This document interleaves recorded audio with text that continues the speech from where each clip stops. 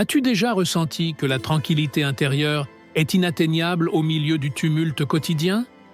Les enseignements bouddhistes, transmis à travers les siècles, nous montrent un chemin vers le calme à travers l'acceptation et le lâcher-prise. Plutôt que de lutter contre ce que nous ne pouvons pas contrôler, nous apprenons que ce qui est destiné pour nous viendra quand il le faudra. À travers des récits et des métaphores, nous découvrirons comment laisser aller ce qui ne nous appartient pas et accueillir avec sérénité ce que la vie met sur notre chemin. Le détachement, loin d'être de la froideur ou de l'indifférence, représente une liberté profonde qui nous permet d'être pleinement présents. Dans ce parcours de transformation intérieure, nous t'invitons à explorer comment ces enseignements peuvent s'intégrer dans ta vie quotidienne pour atteindre une existence plus consciente et satisfaisante. Une ancienne histoire raconte qu'un moine valorisait profondément une délicate tasse en porcelaine que son maître lui avait offerte. Il en prenait soin avec dévouement et l'emportait partout avec lui. Un jour, accidentellement, la tasse tomba et se brisa en 1000 morceaux. Affligé, le moine ressentit un grand vide. C'est alors que son maître lui rappela que cette tasse était déjà brisée depuis le moment où elle avait atteint ses mains. Il lui enseigna ainsi que le détachement n'est pas un abandon ou de l'insensibilité, mais comprendre que rien n'est éternel. Souvent, nous nous accrochons à des choses, des liens ou des situations par peur de les perdre. Nous restons dans des relations qui nous font du mal, dans des illusions qui nous frustrent, dans des chaînes invisibles qui nous empêchent d'avancer. Nous pensons que lâcher prise, c'est perdre. Mais en réalité, en lâchant prise, nous nous libérons. Le bouddhisme nous révèle que l'origine de la souffrance est l'attachement. Nous recherchons la stabilité dans un monde en perpétuel changement, alors que la véritable paix réside dans l'acceptation de cette impermanence.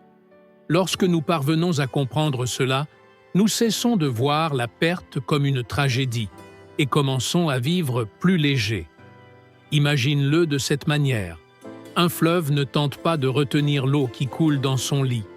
Il laisse simplement l'eau passer.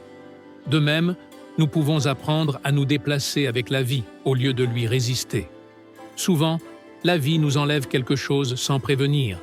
Et à cet instant, nous ressentons de la douleur, sans imaginer que cela ouvrira plus tard la voie à quelque chose de bien meilleur. Pourtant, pris dans la peur ou l'anxiété, nous ne sommes pas capables de voir ce but. Pratiquer le détachement ne signifie pas rejeter ce que nous aimons, mais apprendre à aimer sans nous sentir propriétaires, sans dépendre de cela pour être bien. C'est savourer chaque instant avec gratitude, en comprenant que rien ne reste pareil pour toujours. Et lorsque ce changement arrivera, nous serons prêts à lâcher prise sans souffrance. Le détachement n'est pas une perte, c'est une libération. C'est comme une porte qui nous conduit vers un niveau plus profond de compréhension, l'acceptation. Car une fois que nous apprenons à lâcher prise, l'étape suivante est d'accueillir ce qui vient, sans résistance. Accepter avec le cœur tranquille ce que la vie nous offre est un acte de sagesse et de liberté. On raconte qu'un disciple, accablé par la souffrance, s'approcha de son maître et lui dit « Maître, je souffre parce que les choses ne sont pas comme je le désire. » Le maître, avec sérénité, lui répondit « Ta douleur naît de la lutte contre la réalité. La vie n'est pas ici pour satisfaire tes attentes, mais pour t'aider à grandir. » Accepter n'est pas la même chose que se rendre ou se contenter. Accepter, c'est regarder les choses telles qu'elles sont, sans masque ni illusion. Mais pourquoi est-ce si difficile à faire? Parce que l'esprit s'accroche à ses propres idées de ce que les choses devraient être. Nous imaginons que, si nous luttons suffisamment, tout finira par s'aligner selon nos plans. Cependant, la vie ne suit pas ce scénario. Pense à une vague géante qui se rapproche de la plage. Tu peux essayer de l'arrêter, de t'énerver, de lui résister. Ou tu peux te plonger dedans et te laisser emporter par sa force. Apprendre à accepter, c'est ça. Arrêter de lutter contre ce qui est inévitable et apprendre à flotter avec confiance au milieu du changement. Une vague ne disparaîtra pas simplement parce que tu ne l'aimes pas. Il en va de même pour les circonstances qui échappent à notre contrôle. Plus nous résistons, plus la souffrance que nous créons est grande. Accepter la réalité ne signifie pas rester les bras croisés devant ce qui nous fait du mal. Cela n'implique pas non plus de tolérer des injustices ou d'abandonner nos rêves. Il s'agit de regarder ce qui se passe sans nier ni exagérer, en reconnaissant les choses telles qu'elles sont. Lorsque nous arrêtons de lutter contre l'inévitable, nous gagnons en clarté. Et à partir de cette calme, nous pouvons prendre de meilleures décisions. Imagine un archer expérimenté qui calcule son tir avec précision. Mais il y a encore des éléments qu'il ne contrôle pas. Le vent, l'humidité, le mouvement de la cible. Il peut se frustrer ou il peut ajuster sa stratégie et réessayer. Dans la vie, nous affrontons aussi des facteurs externes. L'essentiel est de se concentrer sur ce que nous pouvons modifier. Souvent, nous pensons qu'accepter une situation, c'est se rendre. Mais en réalité, c'est un acte de pouvoir. Cela nous libère de l'épuisement émotionnel, de lutter contre ce qui ne dépend pas de nous. Cela nous permet de lâcher prise, de respirer et d'agir à partir de la sagesse plutôt qu'à partir de la peur. Le changement commence lorsque nous arrêtons de nous demander « Pourquoi cela m'arrive-t-il ?» et commençons à nous dire « Pourquoi cela m'arrive-t-il ?» Ce petit changement dans la question transforme notre perspective et ouvre la porte à l'apprentissage. Accepter, c'est aussi nous embrasser tels que nous sommes, avec nos vertus et nos défauts. Souvent, le conflit le plus profond ne se trouve pas à l'extérieur, mais à l'intérieur de nous. Nos décisions passées, nos erreurs, nos imperfections. Mais nous punir n'est pas la solution. Ce n'est que lorsque nous arrêtons de nous juger que nous commençons à guérir et à grandir. Le moine qui a vu sa tasse se briser a compris que tout se passe comme cela doit se passer. Et dans cette compréhension, il a trouvé la paix qu'il cherchait tant. Nous aussi, nous pouvons atteindre cette sérénité. Lorsque nous arrêtons de nous opposer à ce que nous ne pouvons pas changer, une paix silencieuse émerge en nous, une calme profonde. Et c'est dans cette tranquillité qu'une chose encore plus puissante naît, la confiance. La confiance que tout ce qui nous est véritablement destiné arrivera en temps voulu. Et ce qui ne l'est pas, s'en ira tout simplement. Maintenant, explorons des récits bouddhistes qui nous enseignent que la vie, même au milieu du chaos, nous offre toujours exactement ce dont nous avons besoin, même si nous ne le comprenons pas immédiatement. Histoire bouddhiste sur le destin et la confiance en la vie. Il était une fois un vieux moine qui vivait dans un village isolé. Un jour, un magnifique cheval sauvage apparut dans son jardin. Les villageois, étonnés, lui dirent « Quelle chance tu as! Un tel cheval est un vrai trésor. » Mais le moine, serein, répondit « Bonne ou mauvaise chance, qui peut le savoir ?» Peu après, son fils tenta de monter le cheval, mais il tomba et se fractura la jambe. Les villageois s'exclamèrent « Quelle malchance! Maintenant, ton fils ne pourra plus t'aider. » Le moine, avec le même calme, répéta « Bonne ou mauvaise chance, qui peut le savoir ?» Quelques semaines plus tard, une guerre éclata. Tous les jeunes du village furent enrôlés, sauf le fils du moine, qui ne put partir à cause de sa blessure. Une fois de plus, les villageois dirent « Quelle chance tu as eue !»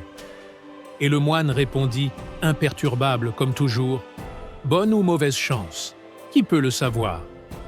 Ce récit contient une grande sagesse. Il nous rappelle que la vie suit un rythme plus vaste que celui que nous percevons. Nous avons tendance à étiqueter les événements comme bons ou mauvais, sans comprendre que chaque expérience fait partie d'un tissu plus grand que nous ne pouvons encore déchiffrer. Combien de fois ce qui semblait une tragédie nous a-t-il conduit vers un destin meilleur? Peut-être as-tu perdu un emploi et pensé que c'était la fin, mais cette perte t'a ouvert la porte d'un chemin plus épanouissant. Peut-être une relation s'est terminée dans la douleur, Mais avec le temps, tu as compris que cela t'avait libéré pour quelque chose de plus sain, de plus authentique. La vie est sage. Quand nous apprenons à faire confiance à son courant, nous cessons de souffrir à cause de ce que nous ne comprenons pas immédiatement. Les maîtres bouddhistes enseignent que l'univers ne nous enlève rien injustement.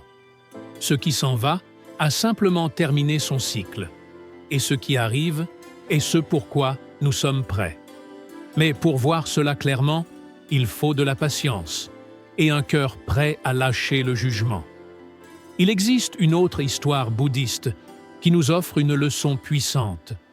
Un homme, marchant dans la forêt, aperçut un papillon qui luttait pour sortir de son cocon. Ému par ses efforts, il décida de l'aider. Avec précaution, il ouvrit le cocon pour le libérer. Le papillon en sortit. Mais ses ailes étaient faibles et il ne put voler. Ce que l'homme ne savait pas, c'est que cette lutte était nécessaire. L'effort pour rompre le cocon renforce les ailes. En intervenant, il lui avait enlevé l'opportunité de se développer par lui-même. Combien de fois, dans notre vie, agissons-nous de la même manière? Nous perdons patience. Nous voulons que tout arrive tout de suite. Des réponses rapides, des solutions immédiates, des résultats sans attendre. Mais la vie ne fonctionne pas ainsi. Le processus est une partie essentielle de la croissance. On ne peut pas ouvrir un cocon avant l'heure sans perturber son cours naturel. De la même manière, on ne peut pas précipiter ce qui n'est pas encore prêt. Avoir confiance en la vie ne signifie pas rester inactif, mais agir sans désespoir. C'est comme le paysan qui sème ses graines et les soigne avec soin, sans les arracher du sol pour les faire pousser plus vite. Il comprend que tout suit son propre rythme. Le bouddhisme nous invite à observer la vie avec la tranquillité d'un spectateur. Au lieu de résister ou de vouloir changer ce qui se passe, nous pouvons simplement l'accueillir avec attention et ouverture. Que suis-je en train d'apprendre à travers cette expérience? Peut-être que tu ne le comprends pas encore, mais avec le recul, tu verras que chaque étape avait un sens. Accepter l'incertitude n'est pas facile, mais cela nous libère. Cela nous permet de vivre avec moins de peur, moins de tension. Cela nous permet d'être plus présents, sans être prisonniers d'une inquiétude constante pour l'avenir. Au bout du compte, ce qui nous est destiné arrivera, et ce qui ne l'est pas suivra un autre chemin. Et sur ce chemin de confiance, il existe un outil puissant qui peut nous aider à trouver de la clarté au milieu du chaos, la méditation. Maintenant, explorons comment cette pratique peut nous aider à nous connecter à notre paix intérieure et à renforcer, en profondeur, notre confiance en la vie. La méditation comme chemin vers la paix intérieure. Dans un monastère bouddhiste, un disciple s'approcha de son maître, le cœur troublé. « Maître, mon esprit est en chaos. J'essaie de trouver la paix, mais plus j'essaie, plus je me sens agité. » Le maître le regarda avec sérénité, prit un verre contenant de l'eau et de la terre, le secoua, puis le lui tendit. « Observe. Maintenant, attends. » Avec le temps, la terre se déposa au fond du verre et l'eau devint claire. « C'est ainsi que fonctionne l'esprit, » expliqua le maître. « Si tu ne le déranges pas, si tu lui laisses de l'espace pour se poser, la clarté surgira d'elle-même. » La méditation, dans le bouddhisme, est l'une des pratiques les plus précieuses pour entraîner l'esprit et trouver la sérénité.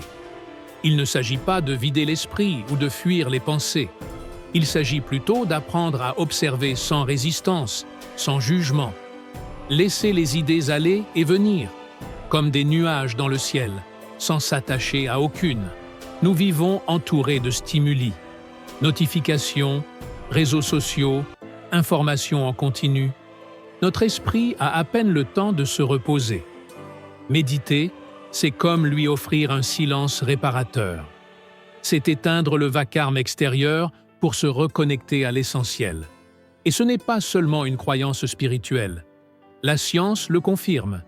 La méditation réduit le stress, améliore l'attention renforce le système immunitaire.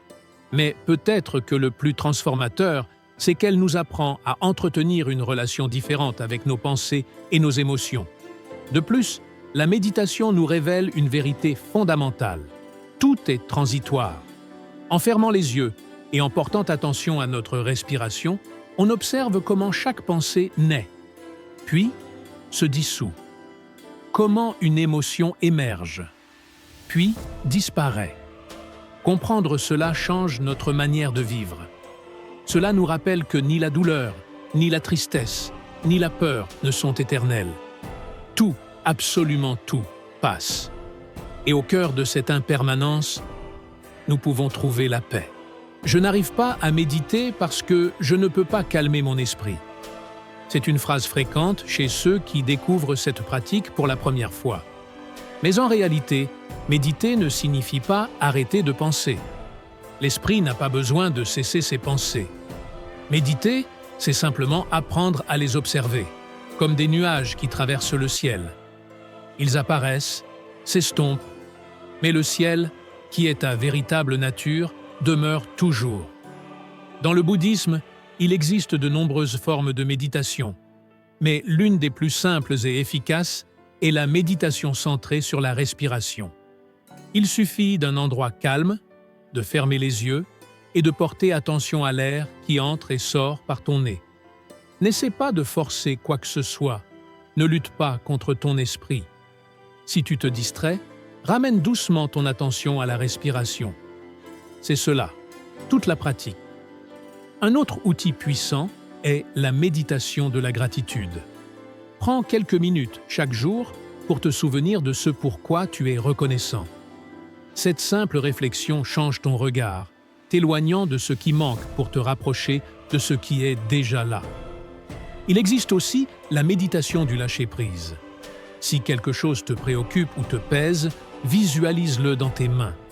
Respire profondément et, à chaque expiration, imagine que tu le relâches, petit à petit. Cette pratique, bien que simple, a le pouvoir de soulager des charges émotionnelles que nous portons souvent sans en être conscients. Quand la méditation devient une habitude, cela se ressent dans notre quotidien.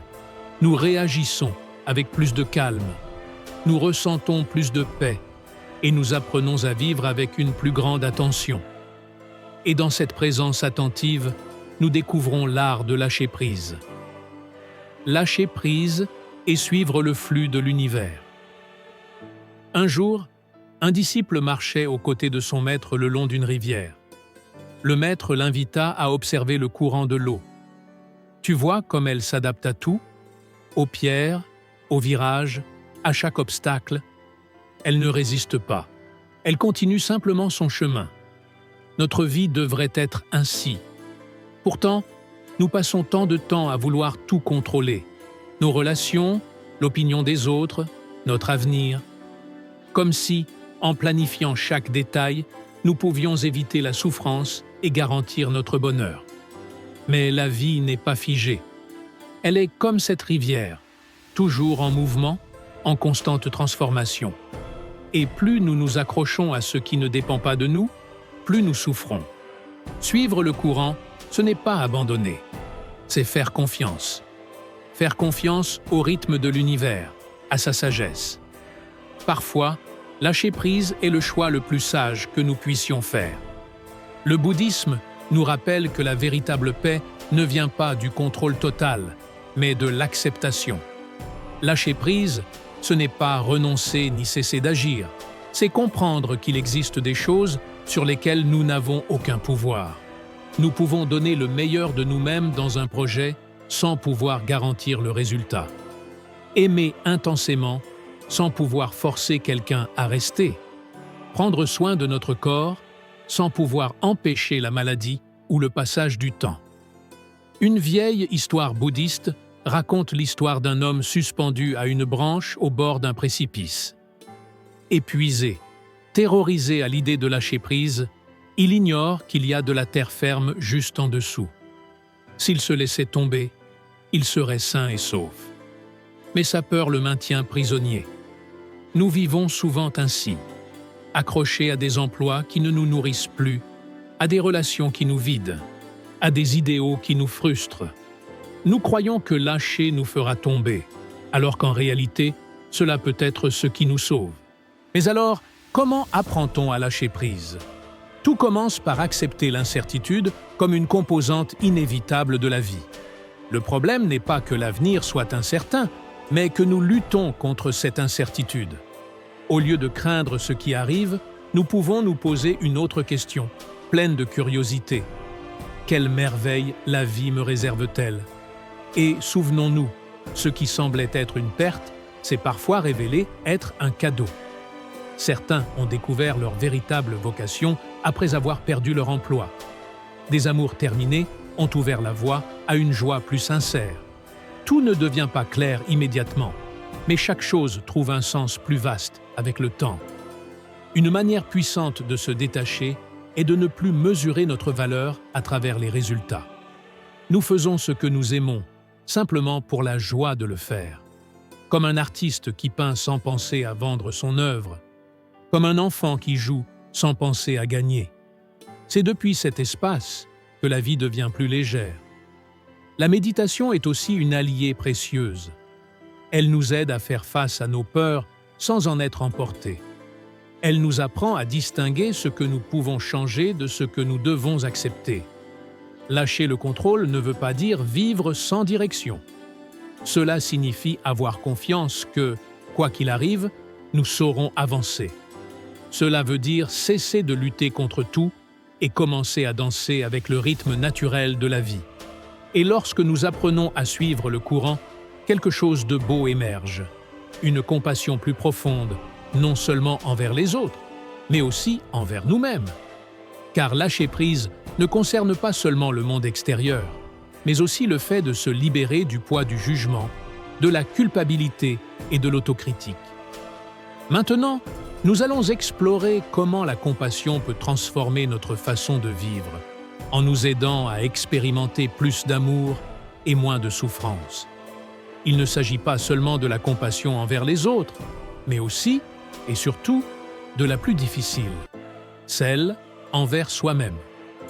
Une vieille histoire raconte qu'un moine marchait sur un sentier lorsqu'il rencontra un homme qui, en pleurs et se frappant la poitrine, lui dit « Maître, j'ai commis tant d'erreurs.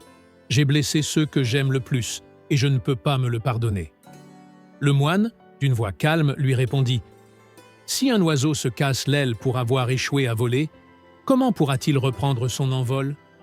La culpabilité est la pierre qui nous retient. La compassion, au contraire, est le vent qui nous pousse à avancer. » Dans le bouddhisme, la compassion n'est pas seulement un principe, c'est une manière d'être au monde. Mais elle ne se limite pas à la bonté envers les autres. Elle nous invite aussi à cultiver une véritable bienveillance envers nous-mêmes. Bien souvent, nous sommes nos propres juges les plus sévères. Nous nous condamnons pour nos erreurs. Nous nous imposons la perfection et nous nous parlons d'une manière que nous n'oserions jamais employer envers un être cher.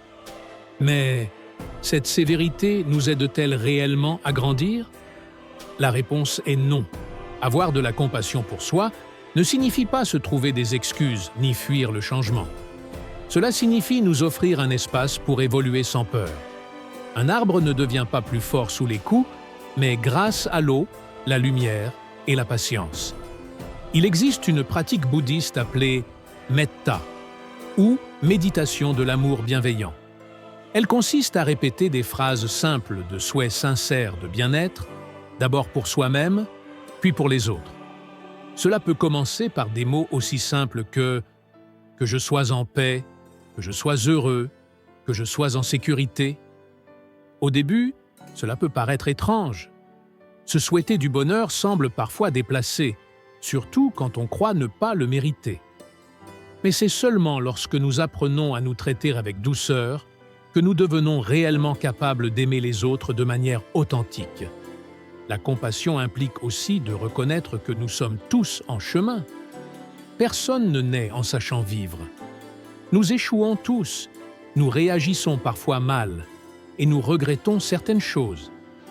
Mais si nous restons enfermés dans la punition, nous demeurons coincés dans le passé, incapables d'avancer. Cela dit, être compatissant ne signifie pas accepter d'être maltraité. Si quelqu'un nous fait du mal, la compassion ne nous oblige pas à tolérer ce comportement. Au contraire, elle nous invite aussi à poser des limites, avec fermeté et amour-propre. Il s'agit de comprendre sans justifier, de pardonner sans oublier notre dignité. Nous pouvons faire preuve de compassion sans pour autant permettre aux autres de nous blesser. La clé, c'est de répondre avec compréhension plutôt que de réagir avec colère. Non pas parce que l'autre le mérite, mais parce que nous méritons la paix intérieure. Une histoire bouddhiste raconte qu'un homme marchait avec un sac de pierre sur le dos. Il était épuisé, mais il continuait d'avancer sans poser sa charge. Un moine le vit et lui demanda « Pourquoi portes-tu ce fardeau ?» L'homme répondit « Ces pierres sont mes rancunes et mes ressentiments. » Le moine, avec sérénité, lui dit « Pose-les. Tu n'as pas besoin de ce poids pour poursuivre ton chemin. » Souvent, nous vivons ainsi, accrochés à la colère, au ressentiment, aux blessures du passé. Nous croyons que garder rancune est une façon de punir ceux qui nous ont blessés. Mais en réalité, nous ne faisons que nous punir nous-mêmes. Se libérer du ressentiment ne veut pas dire oublier, mais laisser partir ce poids qui nous empêche d'avancer. Un maître bouddhiste a dit un jour « Si tu tiens un charbon ardent avec l'intention de le lancer à quelqu'un, c'est toi qui te brûles le premier. » La colère et la haine nous détruisent bien plus que la personne à qui elles sont destinées. Alors, comment cultiver la compassion quand on a été blessé? D'abord, en comprenant que chaque personne agit depuis son propre niveau de conscience. Celui qui blesse les autres est sans doute lui aussi en souffrance. Cela ne justifie pas ses actes, mais cela nous aide à ne pas les prendre personnellement. Cela ne justifie pas ses actes, mais cela nous aide à ne pas les prendre personnellement. Ensuite, en nous donnant la permission de guérir. Nous ne sommes pas obligés de porter cette blessure toute notre vie. Nous pouvons choisir de fermer ce chapitre et d'avancer. Et enfin, en nous rappelant que la compassion n'est pas une faiblesse, mais une grande force. Il faut plus de courage pour pardonner que pour entretenir la rancune, plus de force pour lâcher prise que pour s'accrocher. Quand nous cultivons la compassion, notre vie se transforme.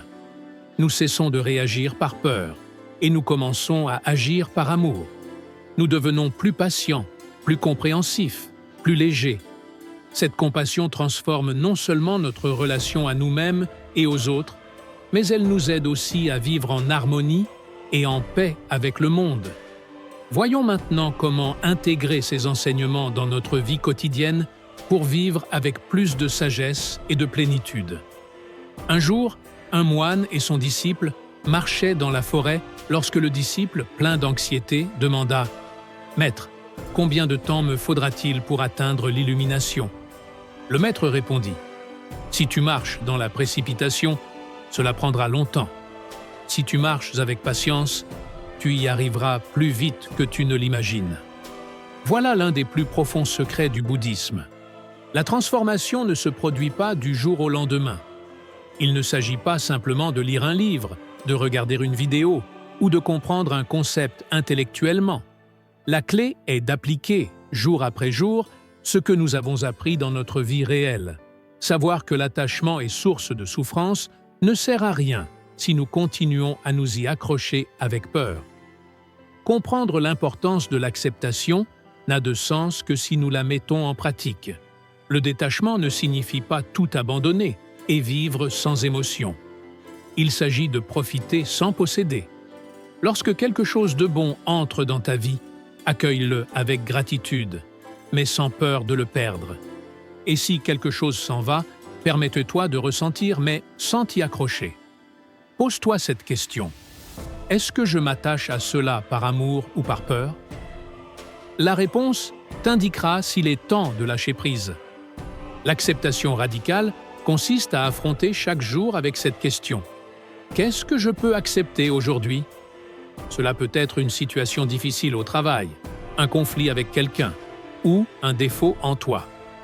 Il ne s'agit pas de se résigner, mais de cesser de lutter contre ce qui est déjà là. Car ce n'est qu'en acceptant clairement les choses que l'on peut agir avec sagesse.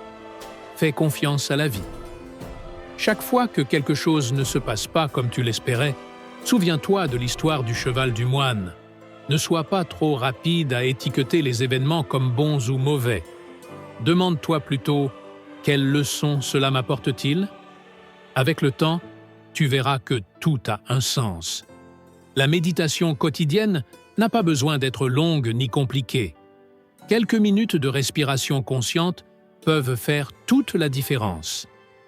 Si tu prends 5 minutes par jour pour simplement observer ta respiration, ton esprit commencera peu à peu à se calmer. N'attends pas de résultats immédiats, mais tu verras qu'avec le temps, tu réagiras moins et comprendras davantage. Lâche le contrôle. Fais de ton mieux, mais sans t'obséder avec les résultats. Comme l'archer qui tire sa flèche sans s'attacher à la cible. Si quelque chose ne se passe pas comme tu le voulais, au lieu de te frustrer, demande-toi « Comment puis-je m'adapter à cela ?» Souviens-toi que les plus belles choses de la vie ne se planifient pas. Elles arrivent simplement quand on est prêt à les recevoir. La compassion ne nécessite pas de grands gestes. Un mot bienveillant, un geste doux, un simple sourire peuvent illuminer la journée de quelqu'un. Mais surtout, sois compatissant avec toi-même. Plutôt que de te critiquer pour chaque erreur, parle-toi comme tu parlerais à un ami. La vie est un chemin en perpétuel mouvement. Ne cherche pas à atteindre un état d'illumination parfait. Il ne s'agit pas d'arriver à une destination, mais de marcher avec conscience. Il y aura des jours où tu oublieras tout cela, où tu réagiras avec attachement, peur ou frustration. Et c'est OK. L'apprentissage n'est pas linéaire. Ce qui compte, c'est de revenir, encore et encore, à ces principes. Le bouddhisme n'est pas une théorie, c'est une pratique. Et la meilleure façon de l'intégrer, c'est de le vivre, de l'expérimenter, de faire des erreurs, puis d'avancer. Chaque jour est une nouvelle opportunité d'appliquer ces enseignements, pour lâcher un peu plus, faire un peu plus confiance et vivre avec davantage de paix.